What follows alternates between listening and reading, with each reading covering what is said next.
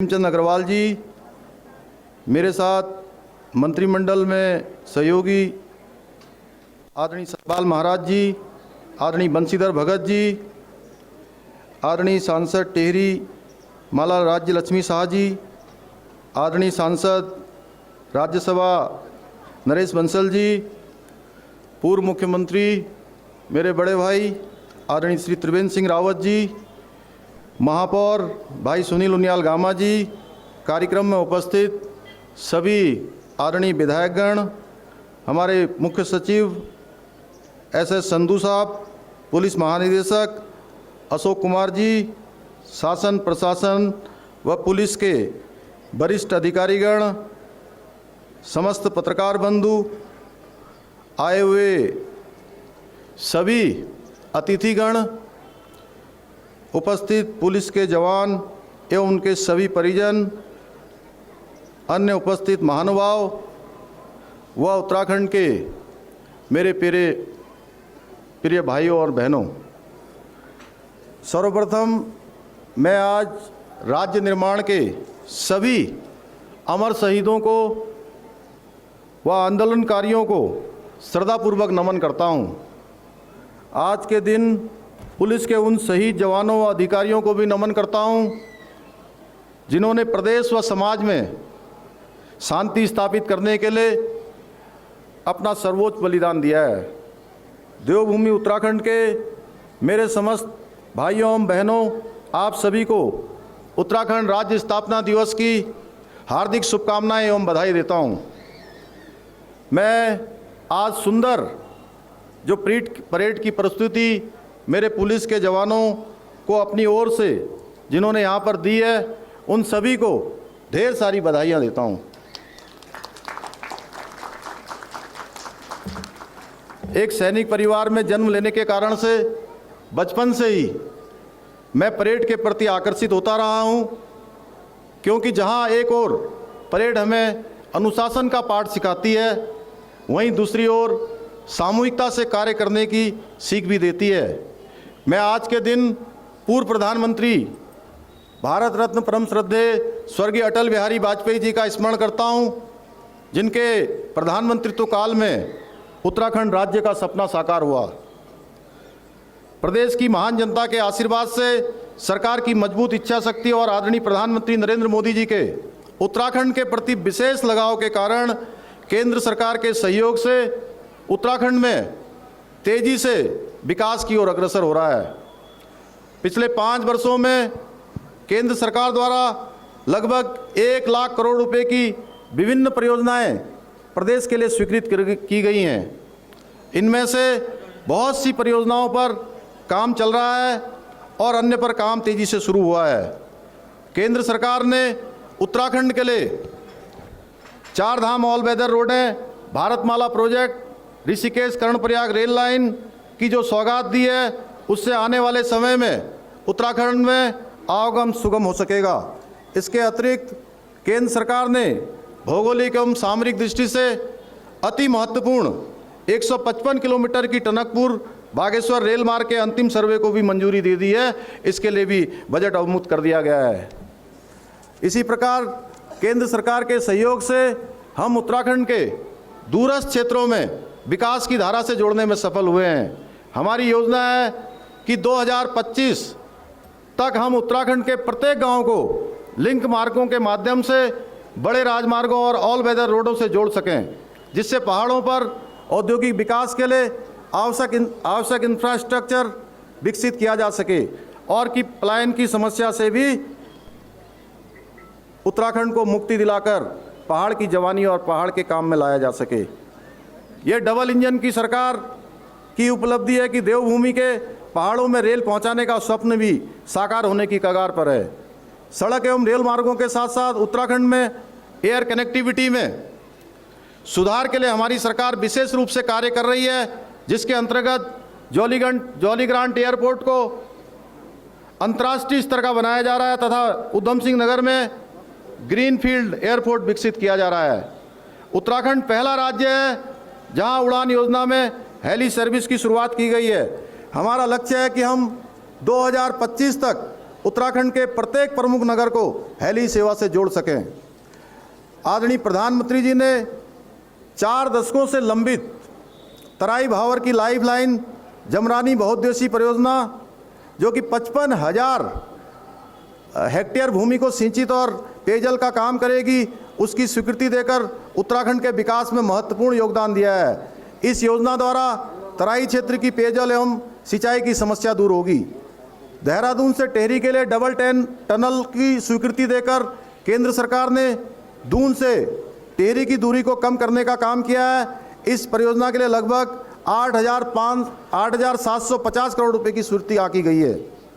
यह हमारे लिए अत्यंत हर्ष का विषय है कि आदरणीय प्रधानमंत्री श्री मोदी जी की प्रस्तावित योजना के अनुसार विश्व के सर्वाधिक ऊंचाई पर स्थित सिखों के पवित्र धर्मस्थल हेमकुंड साहिब को शीघ्र रोपवे से जोड़ने का काम किया जाएगा। इसके साथ ही इस योजना के अंतर्गत 12 ज्योतिर्लिंगों में से एक बाबा केदारनाथ धाम तक केबल कार द्वारा भी पहुंचा जा सकेगा। हमारी सरकार नैनीताल में स्थित कैंची धाम के विकास के लिए भी काम कर रही है, जिसके अंतर्गत 60 करोड़ से भी अधिक के विभिन्न विकास कार्य किए जाएंगे। इसके साथ साथ केंद्र सरकार के सहयोग से उत्तराखंड को भारत की सर्वश्रेष्ठ सांस्कृतिक और आध्यात्मिक स्थली बनाने के लिए हमारी सरकार निरंतर प्रयास कर रही है, जिसके अंतर्गत केदारपुरी में जहां अभी प्रथम चरण के 225 करोड़ रुपए के कार्य पूरे हो चुके हैं, 184 करोड़ कार्यों के द्वितीय चरण में गतिमान है। इसके साथ ही बद्रीधाम के मास्टर प्लान के लिए जहां 245 करोड़ रुपए से अधिक की स्वीकृति प्राप्त हो चुकी है, वहीं गंगोत्री और यमुनोत्री के लिए भी 20 करोड़ और 34 करोड़ रुपए की धनराशि स्वीकृत हो चुकी है। जैसा कि हमें ज्ञात है, जहां हम एक और हमारा राज्य अतुलनीय प्राकृतिक सौंदर्य से भरपूर है, वहीं दूसरी ओर प्राकृतिक आपदाएं भी समय समय पर हमारी परीक्षाएं लेती रहती हैं। पिछले दिनों अतिवृष्टि के कारण आपदा इसका उदाहरण है, जिसमें कई लोगों ने हमारी जान गंवाई है, जो अत्यंत दुखद है। मैं उन सभी मृत आत्माओं के प्रति अपनी संवेदनाएं प्रकट करता हूं तथा भगवान से प्रार्थना करता हूं कि उनके परिवारों को इस असहनीय दुख और पीड़ा को सहन करने की शक्ति प्रदान करें। हमारी सरकार आपदाओं का सामना त्वरित गति से करने के लिए संकल्पबद्ध है। इसी का परिणाम गत दिनों आई आपदा का सामना हम सही प्रकार से कर सकें, समय से राहत और बचाव कार्यों को संचालित कर कई लोगों की जान भी हम बचा सके हैं। मैं आपदा के समय हमेशा आगे रहकर लोगों की मदद करने के लिए उत्तराखंड पुलिस, SDRF समेत सभी संबंधित विभागों की सबकी सराहना करता हूं कि उन्होंने ऐसे संकट के समय में अपनी जान जोखिम में डालकर भी लोगों को बचाने का काम किया है। आपके इस कार्य के लिए हर उत्तराखंडी आपका हृदय से आभारी है। हरिद्वार महाकुंभ को निर्विघ्न रूप से संपन्न कराने में आप सबका अमूल्य योगदान रहा है, जिसे देश दुनिया ने सराहा है। एक सैनिक के परिवार में जन्म लेने के कारण से मैं वर्दीधारियों की समस्याओं से भी भली भांति परिचित हूँ। किस प्रकार उनकी समस्याओं का निराकरण कर सकूँ, इसको लेकर संवेदनशील हूँ। इसी को ध्यान में रखते हुए कोरोना काल में आपके द्वारा दिखाए गए अपूर्व साहस और समर्पण के लिए सम्मान प्रकट करते हुए हमने कोविड सम्मान राशि देने का भी फैसला किया है। यही नहीं, हाल में हमने पुलिसकर्मियों की वेतन विसंगति की समस्या को सुलझाने के लिए भी ठोस प्रयास किए हैं। देवभूमि उत्तराखंड का विकास हमारी सर्वोच्च प्राथमिकता रही है और इसी को ध्यान में रखकर हमारी सरकार पिछले 4.5 सालों से लगातार कार्य कर रही है। मुख्य सेवक के रूप में मेरी पहली प्राथमिकता युवाओं को उनकी समस्याओं को दूर करने की रही है। इसलिए हमने उत्तराखंड में सरकारी विभागों में रिक्त पड़े 24,000 पदों को भरने की प्रक्रिया प्रारंभ की है। इनमें से आधे पदों पर भर्ती प्रक्रिया प्रारंभ हो गई है तथा शेष रिक्त पदों पर शीघ्र ही भर्ती प्रक्रिया पूर्ण कर ली जाएगी। हमारी सरकार द्वारा जहां राज्य की भर्ती परीक्षाओं में आवेदन शुल्क से राहत दिया गया है, वहीं समूह ख व ग के पदों पर चयन में अभ्यर्थियों को आयु सीमा में भी 1 वर्ष की छूट दी गई है। इसके अतिरिक्त संघ लोक सेवा आयोग NDA, CDS व उसके समकक्ष लिखित परीक्षा पास करने पर परिवार की आर्थिक स्थिति के आधार पर अभ्यर्थी को साक्षात्कार की तैयारी करने के लिए 50,000 रुपये की धनराशि की भी व्यवस्था की है उनकी सहायता के रूप में। हमारी सरकार अल्प वेतन भोगियों को वेतन तथा भत्तों में वृद्धि के प्रति संवेदनशील है। हमने अतिथि शिक्षकों का वेतन 15,000 रुपये से बढ़ाकर 25,000 रुपया किया है। मेडिकल कॉलेजों में ट्रेनी डॉक्टरों की स्टाइपेंड को 7,500 रुपये से बढ़ाकर 17,000 रुपये किया है। ग्राम प्रधानों का मानदेय 15,000 से बढ़ाकर 3,500 रुपया किया है। साथ ही हमने उपनल कर्मियों, आशा एवं आंगनबाड़ी बहनों, लोक कलाकारों तथा ग्राम प्रहरियों के मानदेय में भी वृद्धि की है। हमारी सरकार कमजोर वर्ग के प्रति अति संवेदनशील है, जिसको ध्यान में रखकर हमने वृद्धावस्था, विधवा, दिव्यांगजन पेंशन की राशि को बढ़ाने का कार्य किया है। हमने विभिन्न विभागों को स्वरोजगार के टाइम बाउंड लक्ष्य तय किए गए हैं। आवेदकों की सुविधा के लिए कैंप लगाकर एक ही स्थान पर सारी औपचारिकताएं पूरी की जा रही हैं। केंद्र सरकार के सहयोग से हमारे प्रदेश में विश्व स्तरीय संस्थाओं को संचालित करने की दिशा में भी कदम बढ़ाया जा रहा है, जिसमें drone application centre, coast guard भर्ती सेंटर, नेशनल लॉ यूनिवर्सिटी जैसे संस्थान प्रमुख हैं। ऑनलाइन पढ़ाई को सुगम बनाने के लिए राज्य के समस्त राजकीय स्कूलों के कक्षा 10वीं व 12वीं के छात्र छात्राओं और सरकारी डिग्री कॉलेज के विद्यार्थियों को टैबलेट उपलब्ध कराया जाएगा। हमारे द्वारा हर ब्लॉक स्तर पर 2 CBSE पाठ्यक्रम के अतल उत्कृष्ट विद्यालयों की स्थापना करने का कदम शिक्षा के गुणात्मक सुधार के लिए एक मील का पत्थर साबित होगा। नई शिक्षा नीति को समयबद्ध तरीके से स्कूलों में लागू करने के प्रति हमारी सरकार प्रतिबद्ध है, जिसके लिए आवश्यक कदम उठाए जा रहे हैं। हमने शिवानंद नौटियाल छात्रवृत्ति, श्रीदेव सुमन राज्य मेधावी छात्रवृत्ति सहित सभी प्रकार की छात्रवृत्तियों की राशि को 6 गुना तक वृद्धि की है, जिससे हमारे मेधावी छात्रों को प्रोत्साहन मिलेगा। क्वालिटी एजुकेशन के लिए हमने सभी सरकारी विद्यालयों में NCERT की पाठ्य पुस्तकें अनिवार्य करवाई हैं। कॉलेजों को स्मार्ट कैंपस बनाया जा रहा है। बच्चों को पर्यावरण के प्रति जागरूक करने के लिए माध्यमिक विद्यालयों में स्मार्ट इको क्लब की स्थापना की गई है। हमने हर स्कूल में छात्राओं के लिए अलग से शौचालय एवं स्वच्छ पेयजल उपलब्ध कराने की शुरुआत कर दी है। इसके साथ ही प्रदेश में मेडिकल की पढ़ाई कर रहे छात्रों की फीस में भी कटौती कर बड़ी राहत प्रदान की है। अब उनकी फीस हमने 1,45,000 रुपये कर दी है। पिछले 2 वर्षों से पूरा देश कोरोना महामारी से जूझ रहा है। हमारे देश में आदरणीय प्रधानमंत्री श्री नरेंद्र मोदी जी की प्रेरणा से दुनिया का सबसे बड़ा निःशुल्क कोविड वैक्सीनेशन महाअभियान संचालित किया जा रहा है। हाल ही में हमारे देश ने 100 करोड़ वैक्सीनेशन डोज का पड़ाव पार किया है। प्रधानमंत्री जी के मार्गदर्शन में उत्तराखंड में 18 वर्ष से अधिक सभी नागरिकों को कोविड-19 वैक्सीन की प्रथम डोज लगाए जाने वाला राज्य बन गया है। 100% दूसरी डोज का लक्ष्य भी शीघ्र ही प्राप्त कर लिया जाएगा। उसमें भी हम 50% से ज़्यादा डोज लगाने में अभी तक सफल हुए हैं। कोविड काल में प्रधानमंत्री द्वारा शुरू की गई प्रधानमंत्री गरीब कल्याण अन्न योजना के तहत हमने प्रदेशवासियों को निःशुल्क राशन उपलब्ध कराने का कार्य किया है। विपरीत परिस्थितियों के बावजूद हमने कोविड से प्रभावित लोगों को जितना संभव हो सकता है उतनी राहत पहुंचाने की पूरी कोशिश की है, जिसके अंतर्गत कोरोना महामारी से प्रभावित पर्यटन, चिकित्सा, कृषि सहित विभिन्न क्षेत्रों को 600 करोड़ रुपए से भी अधिक के पैकेज हमारी सरकार द्वारा दिए गए हैं। यह राशि DBT के माध्यम से सीधे सीधे उनके खातों में पहुंचाने का काम हो रहा है। प्रदेश में कोविड से प्रभावित परिवारों के निराश्रित बच्चों को वात्सल्य योजना का सहारा दिया है। ऐसे बच्चों को 21 वर्ष की आयु तक 3,000 रुपये प्रतिमाह दिया जाएंगे। हमारी सरकार इन बच्चों का एक अभिभावक की तरह पूरा संरक्षण करेगी। पिछले वर्षों में हेल्थ इंफ्रास्ट्रक्चर में कई गुना बढ़ोतरी हुई है। प्रत्येक जिले में ऑक्सीजन प्लांट प्रारंभ किए गए हैं। हमने राज्य में निःशुल्क जांच योजना प्रारंभ की है। इसके तहत मरीजों को 207 प्रकार की पैथोलॉजिकल जांचों की निःशुल्क सुविधा मिल रही है।